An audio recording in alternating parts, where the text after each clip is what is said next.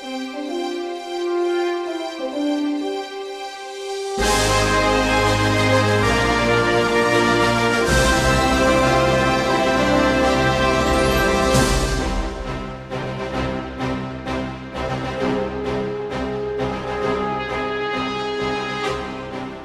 there, and welcome to the Time Machine with Trish and Mike. I'm Mike. And I'm Trish. And we're glad you're with us once again for what has been an interesting week for me, but, you know, such is life. Do tell, Mike. Well, I got in a car accident last Friday. I got rear-ended. That was fun. I'm okay. Obviously, I'm here talking to you now, so I'm fine. Fender benders are like the worst, though. Like, it's not your fault, but you still get screwed over. Yeah, I was more aggravated than anything because I had ran some errands for work and I was going to get lunch. So it was almost 1:00, and I was starting to get hangry, and it's like I'm literally 1,000 feet from the Burger King. You know what I mean? Really? I was going to. Really? Yeah. Thanks, buddy. I was but yeah, thankfully the police were able to get there relatively quickly. I mean, it wasn't like, because sometimes with fender benders, if you're waiting for an officer to come, it can take an hour, a while, 2 hours sometimes. I think the officer was there probably within 15-20 minutes. So that's not bad. Wasn't too bad. And luckily, like you said, everyone was fine. It was just car damage that had to get sorted out. There was no injuries to anybody, so that was good. But pay attention, people, when you're driving. That's all I can say. Yeah. How was your week? Better than mine, right? Yeah, it was good. Just rolling into final exams for my junior high kids. So, writing exams and then watching them freak out as they look at the exam. I'm like, it's 50 questions. You'll be fine. It's multiple choice. We got this. Use your big, beautiful brains. Yeah. They'll be all right. And if the not, end is in nigh. Yes. Right. And if they're not okay, then they'll just see you next year. Well, we don't actually hold kids back in Alberta. So it's not until after grade 9, and then they get streamed into academic or lower stream courses. So even at like the elementary level, you don't hold kids back? It's like really, really rare. So sometimes like in kindergarten or grade 1, if we're noticing that there's some pretty big gaps in learning, or if there's delay, and like kindergarten isn't, it's not required. You can go straight into grade 1. So people do put their kids into kindergarten, obviously, because they want them to get ready for school and have the school experience. And in Alberta, most schools are half-day kindergartens. So if we notice that there's a gap, it might be recommended that they take it again. But it's really, really rare, because studies show that remaining with your peers and being with your age group is actually more beneficial. And then you just like adjust how you're teaching them, or you give them more support in whatever grade they're in. Gotcha. Okay. But yeah, we don't hold them back really anymore. Well, I did not know that. I learned something new. Something new. But then grade 9 comes along and they're like, sweet, I don't have to do any work. And you're like, ooh, kid. Then you're going to go into like -2 or whatever, right? The non-academic load. And then if you want to go academic, you have to take -1. And so then you're just behind in what you can take. It just limits your fun options, really, of high school.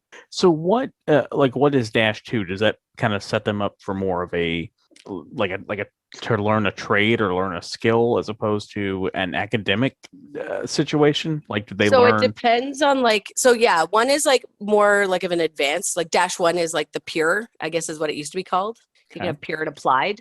And a lot of universities, you can still graduate and get a high school diploma with -2 courses, but a lot of universities for certain programs require -1. So, for example, at our school, a lot of our kids require help with reading and writing because of having dyslexia or dysgraphia or whatever. Right. And so they all take -2 in English, and then the next semester they take -1. So they get the credits for both courses. And the courses are slightly different. So it's not just like you're bored and repeating everything the same. And then you just get to bolster those skills that will help you when you get into post-secondary. Gotcha. Yeah. Cool. But then in like a regular high school, you wouldn't be like theology or something, because you're stuck in those classes. Do the Englishes. Yeah. Yeah. So Fun times. They don't like that realization when they get to the end of grade 9 and they're like, what do you mean now I'm being held accountable? It always comes back to get you. Yeah, I'm like, sorry, kiddos. But no, I'm excited for them to be done and for them to have a break because I think our kids have done tremendously considering the requirements put on them this year. Yes, I think everyone, Yeah. with this year is So the summer break will be well earned and everyone and I mean teachers and students normally do a countdown till summer anyway, right? Like sometimes it's kind of exciting to be like, hey, we have this many days left.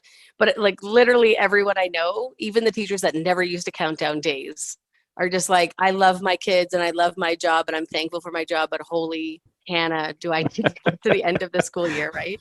yeah, you have earned the break for sure. Oh, yeah. So that was my week. So anyway, let's just hope that it only gets more positive. Yes, because sometimes you have bad weeks and sometimes you wonder how much more you can take, and that kind of leads us into a somber note, but to our first topic for this week, something that has a great deal of relevance between the two of us. We often look at the connections between US and Canada and some of the differences, and this week is a rather somber anniversary here in Central Florida. 5 years ago, this coming Saturday, June 12th, unfortunately, the Pulse massacre occurred, where a guy went in and killed 49 people, and 58 other people were injured in what was at that time the largest mass shooting in the country. Sadly, that has already been eclipsed with the Las Vegas concert shooting a couple of years later. But our story for that week actually kind of begins a couple nights prior. So on Friday, June 10th, Christina Grimmie, she finished third on The Voice. Do they have The Voice in Canada, right? The show? Yeah, we get to see the broadcast of it. Okay. So she finished third in 2014. Well, she was murdered after a concert here in Orlando. Oh, I didn't hear that. Or it didn't click with me. Yeah. So she was the opening act for a band that played at the Plaza Live, which is a local venue in Orlando. In fact, when the Plaza originally opened back in the 60s, it was the first dual screen movie theater in Orlando. Oh, okay. Like how now, theaters have 12, 20 screens. This was the first multi-screen. And since then, it's been converted into a live event venue.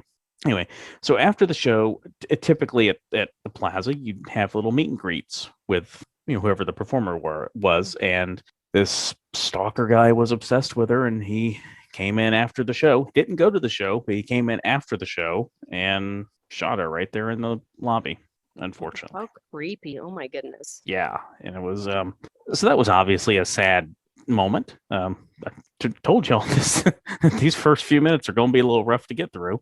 And so that was on the 10th of the same year as Pulse? Same weekend, yes. So that's Friday night. That's Friday night. So it's like, okay, well, this is a bad way to start the weekend. Little did we know what was coming. So then Sunday morning, about 2 a.m., this guy goes in and starts shooting up the club. And Pulse was a gay nightclub here in Orlando. And right, and I'm assuming it's going to be really busy with Pride Month. It's Pride Month. It was a Latin night, so they had a lot of festivities going on. And he goes in there, he starts shooting. Officers are there within minutes, but they're outmanned because this guy has machine guns, and the initial officers responding, they just have regular handguns. Like there was an off-duty officer actually working security at the club, but he knew that's just immediately versus like one guy, right? Yeah. I mean, there wasn't anything he could do other than radio for backup. The good thing, the one good thing that we can put to this story is, so Pulse literally sits about a football field away from a fire station. So like literally, if you walk by Pulse, if you head north up Orange Avenue, there's a car detailing place, and then literally the next building is a fire station. So you were able to have medics there within seconds. Like people were running out of the club and just ran to the fire station to get help. Like that's Now, how in like close it in was. Florida, are your firefighters also trained paramedics? Because in Alberta, they're both. Yes. Oh, okay, Now good. you do still have, regular EMTs, with the ambulances and stuff, Right. but yes, you Hmm. do have, most fire units have a rescue unit with, trained paramedics on them. Oh, nice. So that part was good. And then ORMC, Orlando Regional Healthcare, or Orlando Regional Medical, it changes names over time. So I don't remember what it was technically at the time. But anyway, it's one of the major hospitals here in Orlando. It's literally just a mile up the road. So they were able. It's a level 1 Like it trauma could have been center. so much worse Right. without where the location was. Exactly. They And didn't have, oh man. ORMC is a level 1 trauma center, so they get like the worst of the worst. They're Mm. always capable of anything basically. And to their credit, everyone that was rescued or transported there lived. Dude, that's amazing. That's Yeah, really a testament to the care of the doctors and the paramedics. yeah, and it there there were some that were pronounced dead at the hospital, but it was more of Mhm. like they died, they were already dead or something Right. kind of thing. Like And you it, have to, yeah, it's the legal yeah. pronunciation that has to happen. Correct, but basically anybody that was survivable, Hmm. that livable, that got there survived. Right. Now some stayed there for a while, but it so that's a I good thing. remember it on the You know, news, yeah, right? Waking up on Sunday morning and hearing all about it here yeah, and just being, like anytime we hear of a mass shooting in the States here in Canada, right? We're always just I think we like to pull the whole like, oh, it's so nice that we're Canada, right? Like we don't have the gun issues in Canada. And that's hmm, not to say that we don't have our own issues or that there isn't gun violence or right, any kind of violence here. But that's almost the like immediate like Canadians kind of like have a sigh of relief almost. And then you just go like, oh my gosh, those poor families. And it's always the question of like, when will the states kind of bring about some gun reform or policy change or something, yeah, and I don't pretend to know what the actual answer to that is, Well, as and it far would as be so policy hard. Like change, I tell but my students all the time, if it's in the Constitution, it's so incredibly difficult to change, yeah, right? Anything constitutional. yeah, it is. And no, I knew about this actually fairly early on that morning. I just happened to still be up a little bit after 2, Hmm. and I had gotten a news alert that said something about a shooting at a downtown club, and I didn't really know anything. And I'm looking on Twitter, and I'm not really Hmm. seeing anything yet. And actually, I messaged a friend of mine who is goes to a lot of the clubs downtown. Now, Hmm. Pulse sits a couple of miles south of like the main downtown section that everybody would be at on a Saturday night. And I sent him a message. I said, "Hey," I said, "Do you know anything about this?" He's like, "No, I just heard something that's going on." He's like, I said, "Okay." And so I kind of stayed up for a little bit to see if I could find out anything, but there just wasn't anything really on. So I figured, well, I'll go to bed for couple hours and kind of wake up and see. And then so when the morning news starts, of course it's the top story and everything. Yeah. And the initial report was that there was about 15 people or so dead, and then a couple hours later the mayor came out and gave an update, and that's when he said it's not 15, but in fact it was 50. And it was like you could literally hear the gasp from the Mhm. press when he said that. Well, and already it's so senseless with this kind of violence. Yeah, But then the added fact that it's like a specific targeted group of individuals yeah, like makes it so much more awful. yeah, yeah, it does. And it's hard to believe it's been 5 years. It Um, really is actually, yeah, right? Some of these things you're like, but that just happened like, 2 years ago. yeah. And you're like, oh, 5. And I drive by it every day going to work.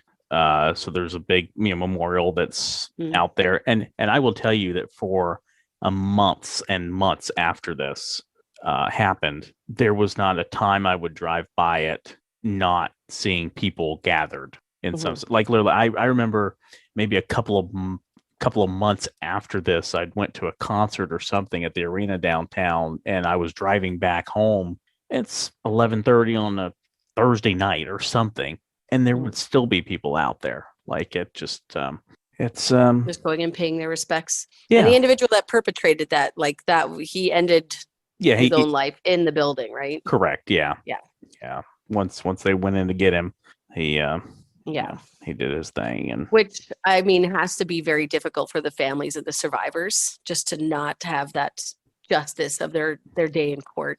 yeah, exactly. And it was a difficult week, for sure. And sadly, it wasn't even over. The week even got worse. I don't even know if you know this story or not.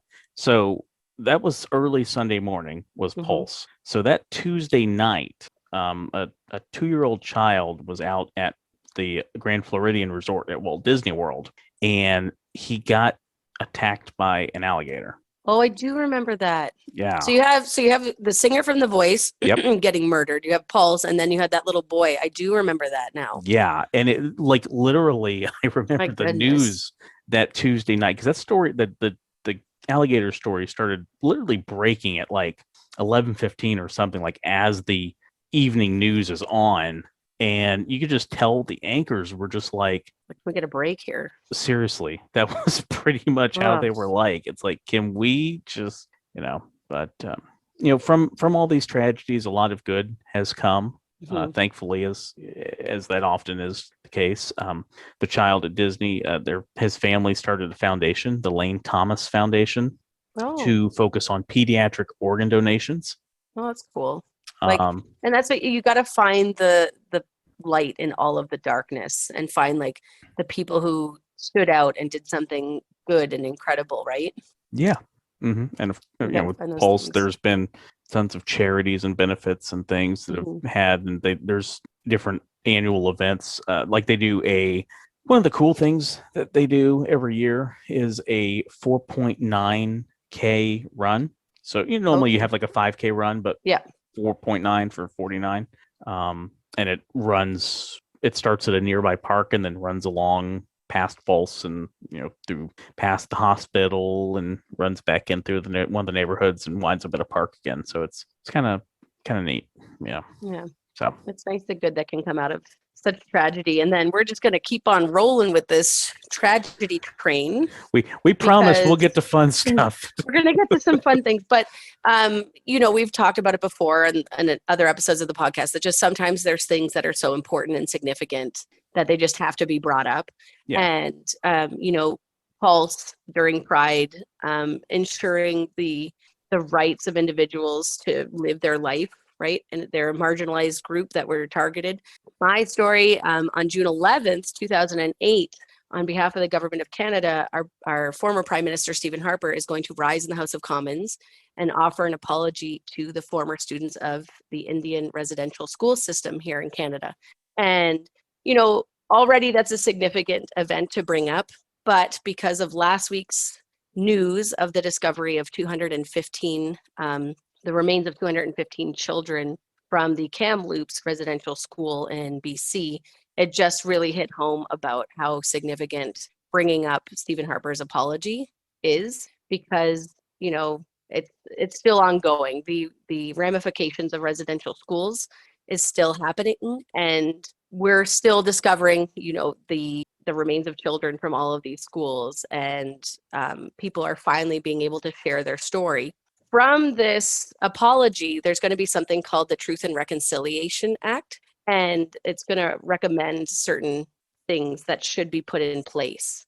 There's different recommendations. I think there was, I have to get the correct number, 94 calls to action.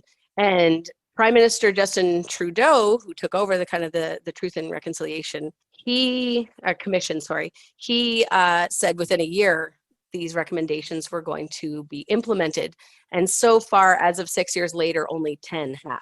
What's interesting is one of the calls to action is to do like radar or sonogram testing on the sites of the schools to look for mass graves. And because of funding, it fell through and they didn't do it. And now because this mass grave was discovered in Kamloops, there's a thing like, hey, this is in the commission, like we should be looking for these missing children. So I don't know if you had something similar in the United States, or if you even knew what residential schools were, Mike. No, when this story broke, a couple of weeks ago at this point, I had to do a little research just to kind of fully grasp what it was. And sure there's probably some examples of this here. I just haven't had a chance to look into any of them. More? Yeah. I'll follow up with you on that. But Okay. yeah, Well, it's a disturbing story, obviously. yeah, as And soon as very it breaks sad. and you think of, I mean, anyone you see children and as an adult in the community, you just want to protect them.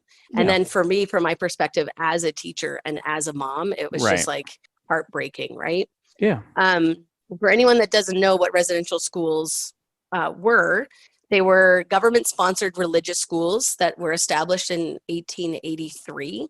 They were going on before by the churches in the 1600s, but 1883 is when they start to get government funding. And basically, the RCMP, so our national police force, Hmm. in alignment with the government and the various Christian churches in Canada, would go onto the reservations and take the children from their homes, some as young as 3, and they would put them into these schools far away from their homes. And it was all about educating the child and making them so, like, Canadian. So removing the Indian in the child, right, and saving the boy was kind of the slogan. Mm. And they were not allowed to wear their traditional clothing. They weren't allowed to speak their language. They weren't allowed to practice their faith. They were separated from families, and it was like boys were kept with boys and girls were kept with girls. And it was very, very abusive in a lot of ways. They say up to 90% of students were probably abused in some fashion, whether they were starved or beaten or sexually abused.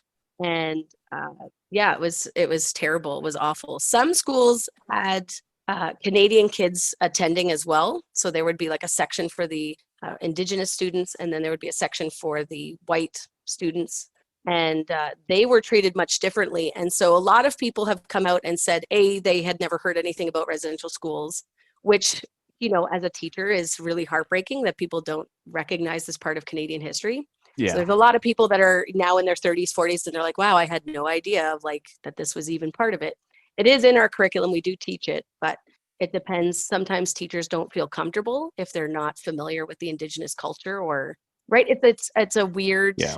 part of history to reflect on and share. Yeah. And to kind of clarify, I don't necessarily know if we had schools like that or not, but obviously in the history of America, we Mhm. have done things to Native Americans that were not good. Right. We, And we, and we have our own history on this for sure. and That it was will, all about, yeah, right, assimilating them. And so that's been a thing in both of our countries for sure. I just didn't yeah. know if you had like specifically like state run institutions, government funded. For that purpose, I don't. To be honest with you, I don't know. Right. But so Yeah. it's, So lots of ongoing work.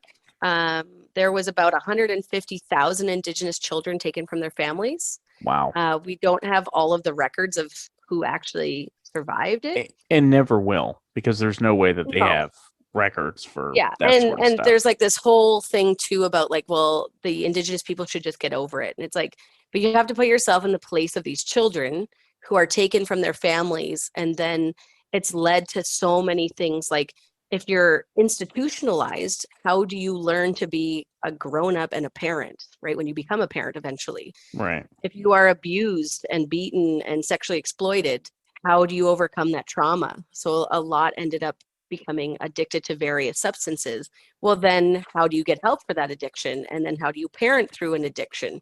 It's such a complicated thing that you can't just like, well, whatever, just get over it, which is, Yeah. some people in Canada have voiced that opinion, but there was actually a 40 to 60% mortality rate. So Wow. basically you're sending your kid to this school. Well, and you weren't sending them, they were They being were being taken. told to go. Right. Yeah, they were being taken from you. kidnapped.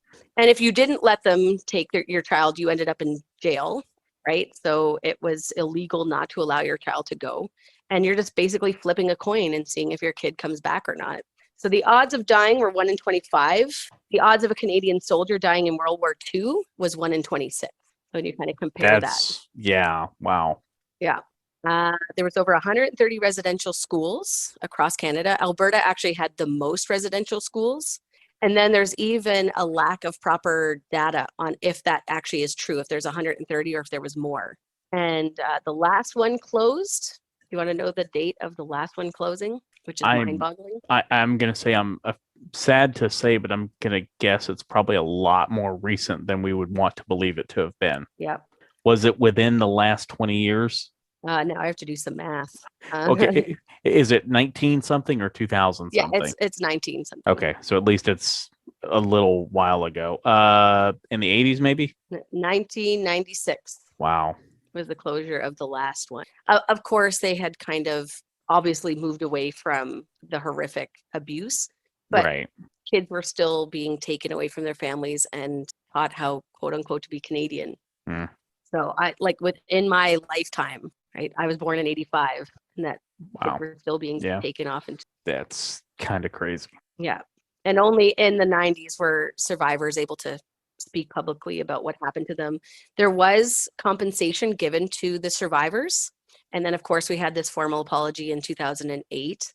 And the money was then used to create this Truth and Reconciliation Commission, which, of course, had those call to action. So right now in Canada, if you're following a Canadian creator or even just have family or friends in Canada, you've probably seen a lot of orange showing up on their social media feeds.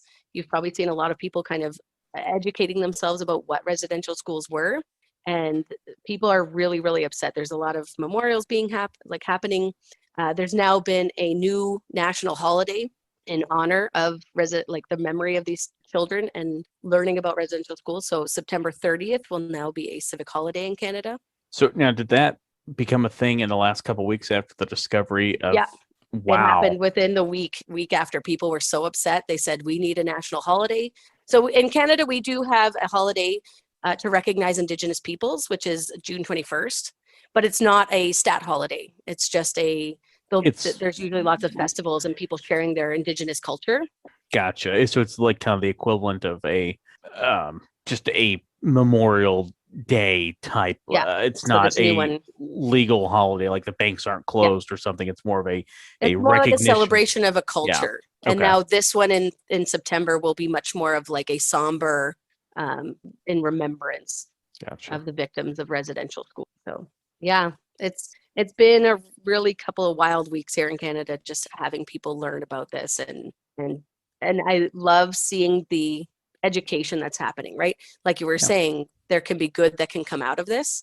And so the fact that people are learning about it and educating themselves is really, really significant. Well, we even had a bit of this obviously last summer here in the United States with, the Black Lives Matter protests and everything. I think not getting into political discussion with it or anything, but just that I think more people are kind of aware of. Yep. And to me, if two people have a problem, you're never going to fully grasp it until you can see it from the other person's point of view. This is why we get nowhere with politics, because, the Republicans think the Democrats are a bunch of idiots and the Democrats think the Republicans are, but like, until you can put your mind in the other person's body and understand why, or at least get some sort of grasp as to it's like why. They're arguing, right? And they're not debating, they're not discussing. But it's like you got to put yourself in that position, and then once you do that, then you can at least see where they're coming from, and so it's and that's how we privilege that a lot of us have, and that's how we move forward as a society, and until we do that and learn of things like this, so we'll see what ends up happening more in the weeks to come from this. I mean, hopefully hopefully there's no more of these situations, but there sadly could be. It's just a matter of finding them. But anyway, shall we move on for the three people listening at this point that have not tuned? They're like, oh, this is way too depressing. but that's the thing. There's always hope. There's always something good, right? There's the charities that come out of the tragedy. There's the truth that is shown, right? Yeah. So, and if you've made it this far, thank you. And if you've just kept skipping forward and you get to this point, well, thanks anyway for being here. Welcome to the Time Machine with Trish and Mike. I'm Mike. We now return with our regular scheduled broadcast. Exactly. Speaking of broadcasting, June 11th, 1935, inventor Edwin Armstrong gives the first public demonstration of FM broadcasting in Alpine, New Jersey. Ooh, and radio was born. Yeah. So now I'm assuming now here in America we have AM and FM radio. Is that how it is up in Canada as well? Okay. Yeah. FM typically tends to be more of like your music stations now. Yep. And AM is typically more of like your talk radio. And as a general rule, that's how it is here as well. Okay. There are some exceptions kind of to both, but typically, yeah, music is your FM stations, and then AM stations are usually your talk or your sports or something like that. And that's because of the way, and that's where we get into the differences between AM and FM is the way the frequency, one is amplitude modulation and one is frequency modulation.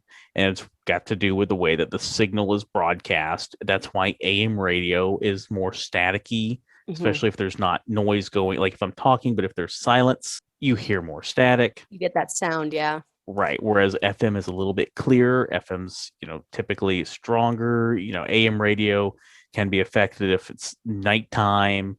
There's, all sorts of different weather variables that can sometimes come into play depending on the strength of the signal. But yeah, so that's good. At least you guys use AM and FM as well. Yep. And we've talked about it before too, in terms of we have CanCon, right? That's the Canadian content. Yes. Right? And you guys do not have like an American content law or legalness to your radio shows. I mean, we do have like the FCC that oversees broadcasts. So to make sure it's appropriate, I'm assuming. Correct. So the Federal Communications Commission, so that does oversee. So like if you want to take issue with something obscene on the radio or television, that's who you contact. So like, for example, they got bombarded with emails and calls after the Janet Jackson Super Bowl incident. Oh, right. Yeah. Okay. Because that was on broadcast TV, and radio is broadcast. That's why, like, Sirius XM, that's satellite, that's a premium. You're paying for that. You listen to Howard Stern and get offended. Well, that's your fault for doing it. Howard Stern back in the 90s on FM radio. Okay. You could get more offended by that, and you can have someone to complain to that could look into it. Yeah. See, and here we have like the CRTC, which is the Canadian Radio, Television, and Telecommunications. That's who you contact. I was going to say that sounds like the equivalent. Yeah. Yeah. But yeah, I wonder what it would be like, because of course, living in Canada, it's just something that's always been where the CRTC presently requires 60% yearly be Canadian content, and 50% of program aired daily between 6 p.m. and midnight has to be of Canadian origins. So they get away with it a lot with a lot of Canadian talk shows. So like we have the Marilyn Dennis Show and City Line and ET Canada and all that kind of stuff. So that counts, even though a lot of these things are talking about what's going on in America, like with American pop stars or fashion or whatever. I was just going to say, consider Canadian. Yeah, I was going to say ET Canada sounds like Entertainment Tonight Canada, basically. Yeah. Okay. Yeah. So it would just be like, I'm like, oh, what would it be like to have like total freedom? And it's all about making sure that we don't get basically indoctrinated into American culture, which is interesting considering there's such a nice blend between our countries. Yeah, I was just going to say there's such a blend between the two that, I mean, yes, there's different, Canadian cultural things versus American. Like, okay, obviously more Canadians like hockey than baseball, but more Americans like baseball than hockey, Right. Just to go with the basic example that everybody, I mean, literally, baseball is America's pastime, and hockey, everybody knows hockey is Canada. So. But maybe the CRTC has a point, because I have a lot of kids that seem to think, like we have a president and like we have states. I'm like, guys, do you live in Canada? Like we can't vote for the American president. We have provinces. So maybe there's something to it, but that's good though. It's good that Canada works to retain its Canadiancy, if that's even the proper verbiage. Sure, we'll go with it. Yeah, why not? Yeah, but I do remember when I worked for the high school radio station or the university radio station. It was always such a pain to find out if the song counted as CanCon or not. You had to record everything. Oh yeah, so it's like would you have to play, I guess, 60% Canadian artists in an hour or something, or there's so much per hour that has to be per hour. Okay. Yeah, But I was just like, so you get a lot of Nickelback, which I don't even know if you know Nickelback. We know Nickelback down here. Okay. Yes. I'm like, how popular are they? Everyone says they hate them. And I'm like, I don't know, man. You don't sell that many albums if you all say you hate them. Somebody's buying them. Somebody's buying them is right. Yeah. Oh, super funny. Speaking of buying things, that takes us to our next story. Okay, there's no really buying of it, but at some point somebody had to buy something to get the Globe Theater open. That's right. So the Globe Theater, June 12th, 1997, Queen Elizabeth II is going to reopen the Globe Theater in London. Now, the Globe Theater is, of course, the very famous William Shakespeare theater. He actually didn't own much of it. It was him and his play group, right? They all chipped in and they all had a percentage of ownership of it, but it's always attributed to William Shakespeare. I think he owned like 12.5% of the theater.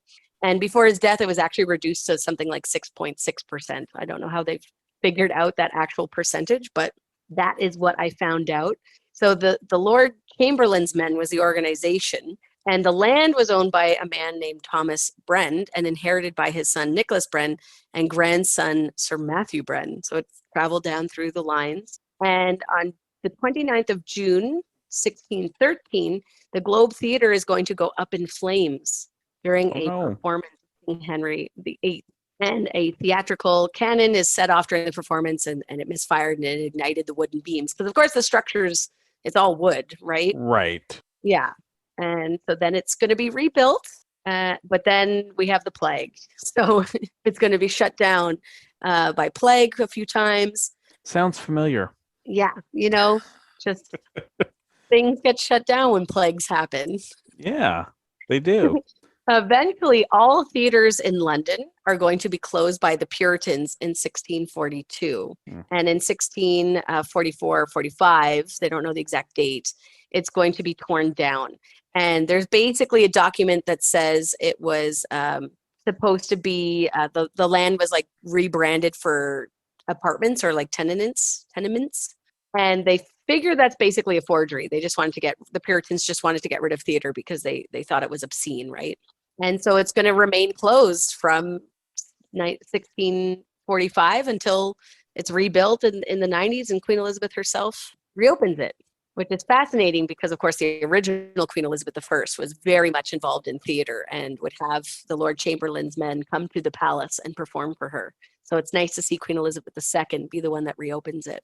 Nice. And congratulations to Prince Harry and his wife just recently, a few days ago, gave birth to, well, they didn't give birth, but she gave birth to Lilibeth Diana, which I thought was lovely. Do you know, I'm assuming you know this. Maybe I do. Lilibeth, do you know where that name comes from? I do. Okay. Yep. Did you know, or you're curious? No, I knew. I learned it that, you know, when the announcement happened, but I did learn that it's because when the Queen was younger, she couldn't say her name. And so Lilibeth is kind of the nickname that she has. Little nickname, pet name. Yeah. It's so cute. Which that was pretty cool. Well, and people that are really close to her will still, would refer to her. Her father, obviously, before he passed, it was just always a pet name that was used. Right. So naming the little girl after their grandmother and great-grandmother, I think that's a lovely touch. I agree. I think so, really too. Beautiful name. Yeah. So that's exciting. Good for them. Yes. And good for you, because it's Trish's favorite segment that we do here on the show. It's my special segment. Tutor time with Trish. Trish? My theme music. 2-minute tutor time with Trish. Now, Trish, I'm just... I know I remember it. 2-minute tutor time with Trish. All right, Trish. 2 minutes and go. Go. I'll do it under. So June 11th, 1509. We've already talked about this before. King Henry VIII of England is going to marry Catherine of Aragon. So Henry, 5 years the junior of his wife, marries his deceased brother's wife, Catherine, partly so his father can avoid having to return her 200,000 ducat dowry, and mostly because Henry kind of fancied himself a true romantic and a protector. And so he's rushing in to save the beautiful Catherine, who's basically been left to languish in England, and she can't return to Spain. So they marry in a private ceremony in the Church of the Observant Friars outside of Greenwich Palace in 1509. She's 23. The king was a few days before his 18th birthday.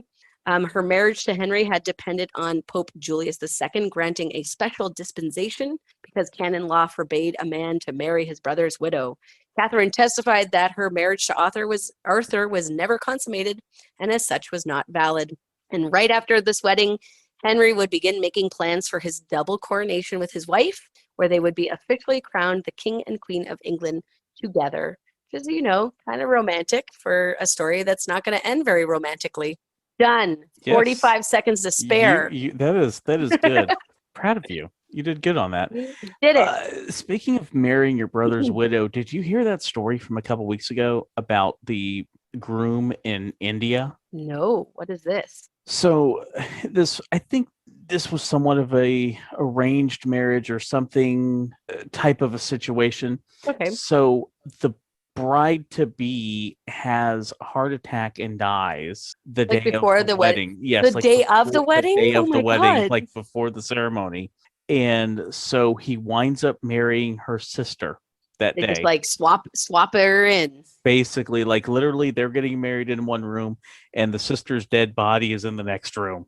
Oh, that's horrific. I mean, I guess they can use all like have a double. I don't know. This is not going to go well. It's like you could use the food and have like at least the funeral arrangements are there. I don't know. That's weird. I mean, you've paid for the room and you've paid for the catering. So I mean, you need a bride. Yeah. So the poor sister. You're like, okay, I'm going to get married on the day my sister died to the man that she was supposed to marry. So, yeah. no thanks. Right. Hashtag peace out on that one. Yep. And we'll just move right along. So on June 16th, so this is a interesting US Canadian. I don't know why I always want to say like a US Canadian connection or Canadian connection. Dadgummit. Something that brings our countries together. June 16th, 1981, US President Reagan awards the Congressional Gold Medal to Ken Taylor. Mm-hmm. Ken Taylor was Canada's former ambassador to Iran. Yes. And he helped 6 Americans escape Iran during the Iranian hostage crisis from 1971 to 1981. And in doing so, Taylor becomes the first foreign citizen to be bestowed the honor. Ooh, that's really neat. Yeah. So a Congressional Gold Medal is the highest expression of appreciation to an individual. It's awarded by Congress. It can physically be presented by the president, in which case this time it was. Is it just for civilians? Yes. So this is a civilian honor. The equivalent the president also has the Presidential Medal of Freedom that they give out. And that would be something where, the president chooses to give it.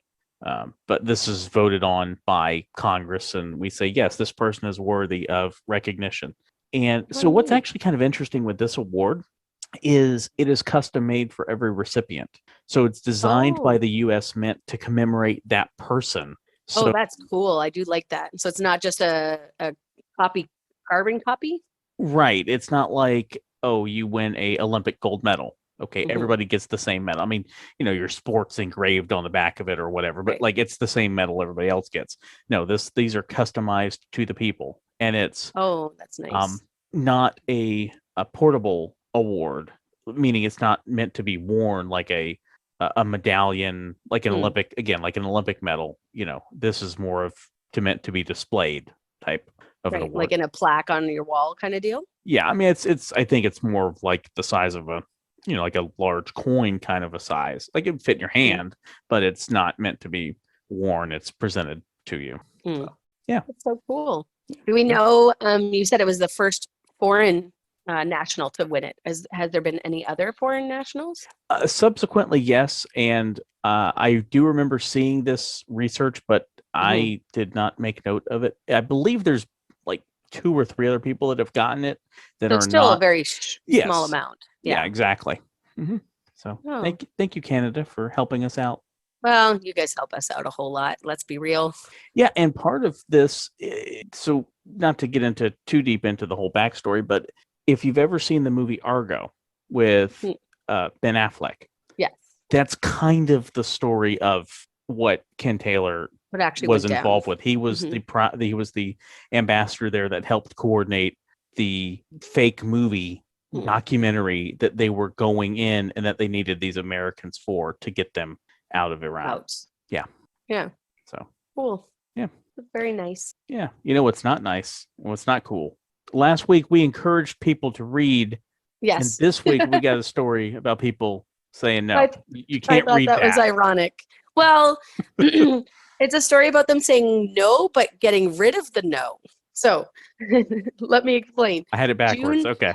June 14th, 1966, Pope Paul VI is going to announce the abolition of the Index Librorum Prohibitorium, or the Index of Prohibited Books. So this is really interesting. And, you know, of course, I grew up Catholic, so this was something that I had heard of before.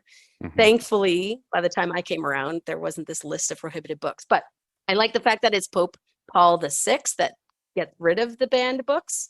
But Pope Paul IV is the one that established the list of banned books in 1557. It's going to ban thousands of book titles, and it's going to blacklist authors. So some authors only had like 1 or 2 books banned, or other people, it was like all their works. You weren't allowed to read any of them. So it included the works of Europe's intellectual elites. The index condemned religious texts, readings of romance, graded authors based on their degree of toxicity. And they started, the starting aim of the list was to, of course, protect the faith and morals of the faithful by preventing the reading of certain heretical, I can't talk today, or theoretical, cultural, or politically disruptive books. So I wanted to see if you knew some of the names on this list. So there's thousands of titles and quite a few authors on this list.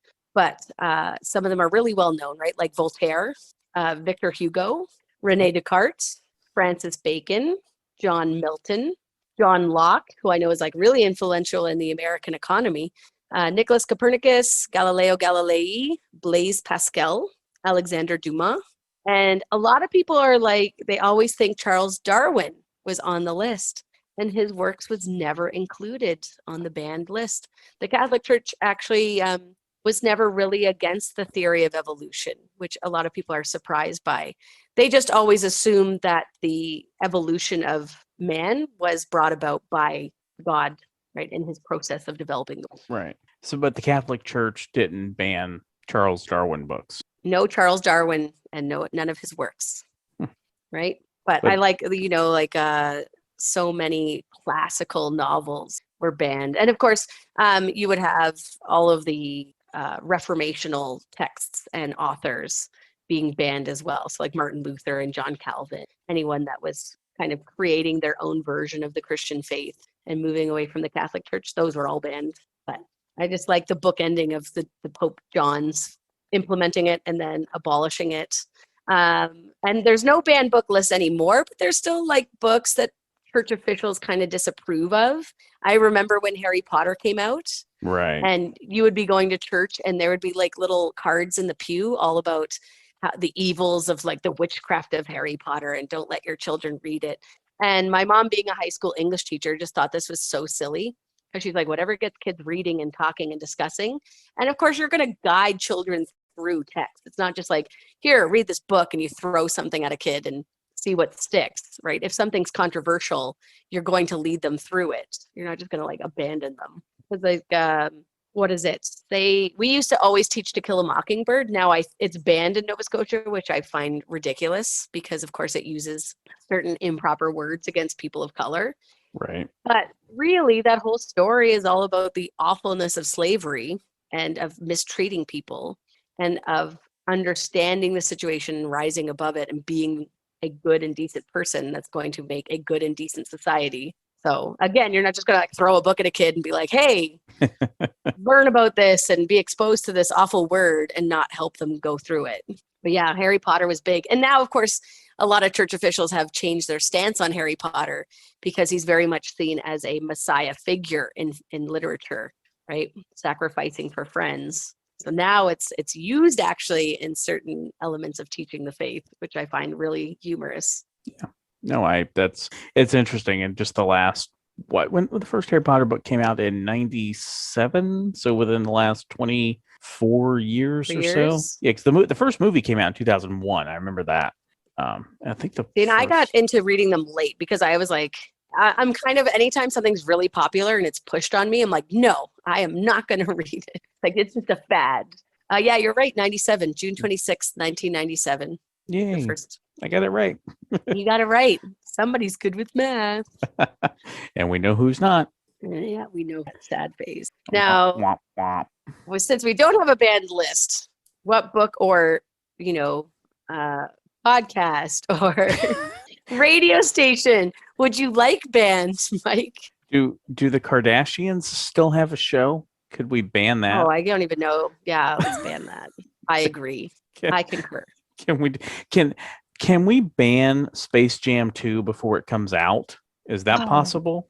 Why are they even doing a Space Jam 2? I also would say let's ban it. Some people are really stoked. I mean, I don't want to take away from their excitement, but really? I mean, if it brings you joy, fine. Go do your thing. But who was asking for this? Nobody. Yeah. I feel like Hollywood's just like, this is what millennials want now. Let's just give it to them. It's like, no one's asking. Like a new Ghostbusters movie. Yeah, people have been asking for that for 30 years. We're finally getting it. Hopefully, if we actually gets released this year, because, hashtag movies keep getting delayed. But like, who wanted a Space Jam sequel? Nobody that I know anyway. If you're listening to this, I was just gonna say, send us a message at the whole spiel Trish is gonna give you in a minute. And also go ahead and unfollow us, because I don't want to be friends with you if you wanted a Space Jam 2 sequel. Oh no. Banned. Oh goodness. You're banned from listening to our show. Oh no. Even if you made it to the end, I don't care. You're still banned. No Space Jam 2 for you. And no Trish Time Machine with whatever the name of our show. I'm too worked up, Trish.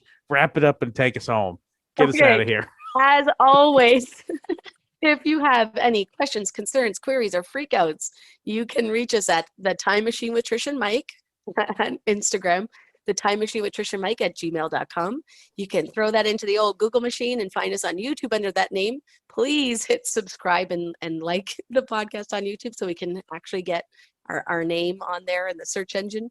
And if you do want to tell Mike whether or not you will continue watching our show because you did or did not want Space Jam 2, you can actually go into the Anchor app and leave us a voicemail, and we'll include in our show. And if you want Space Jam 2 to actually be a thing, I expect like a full 5-page front and back, single-spaced essay. MLA format. Yes, explaining why you wanted this ridiculous thing. Oh, challenge accepted by someone out there. On that note, have a great week, everybody. And we'll catch you next week right here on The Time Machine.